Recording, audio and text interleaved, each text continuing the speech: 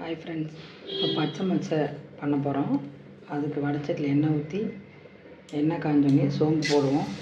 அதுக்கப்புறம் 10 பூண்டு பல் தட்டி வச்சுருக்கோம், அதையும் போடலாம்.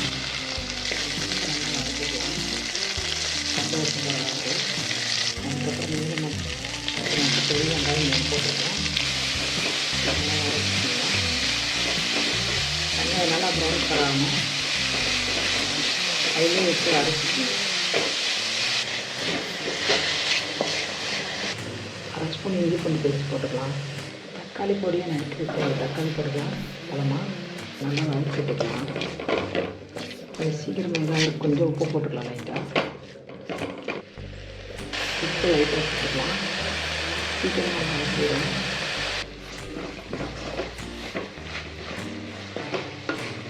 நல்லா வதங்கிட்டு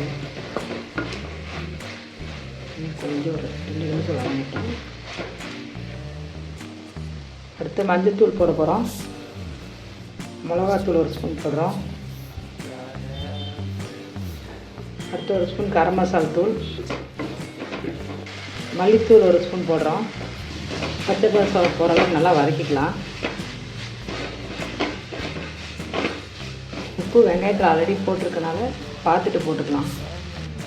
மொச்சையை கொட்டிடலாம். பச்சை மொச்சை ஆல்ரெடி வேக வச்சு 2 விசில் விட்டு வேக வச்சு அடித்து வச்சுருக்கோம்.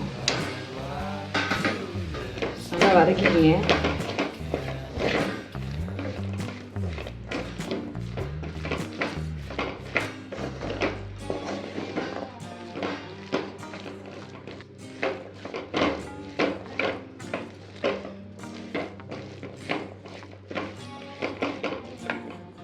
ஒரு கப் தண்ணி ஊற்றிக்கலாம்.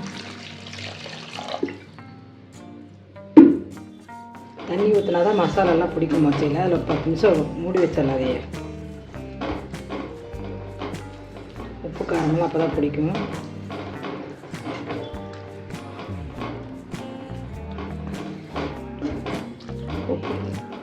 உப்பு நீ கடைசியில் வெந்ததுக்கப்புறம் முடிச்சதுக்கப்புறம் பார்த்துக்கலாம்.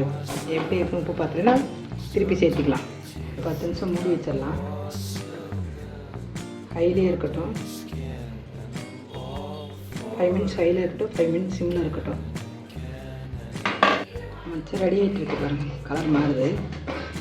ஒரு 5 மினிட்ஸ் செஞ்சோன்னா போதும். மொச்சை ரெடி ஆகிடும். கொஞ்சம் தண்ணி வற்றட்டும்.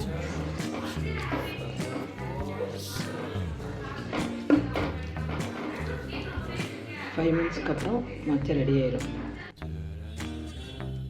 ஹாய் ஃப்ரெண்ட்ஸ், மொச்சை ரெடி ஆகிடுச்சு. நீங்களும் செஞ்சு பார்த்து உங்கள் வீட்டில் சாப்பிட்டு பார்த்து எப்படி இருக்குன்னு சொல்லி கமெண்ட் பண்ணுங்கள்.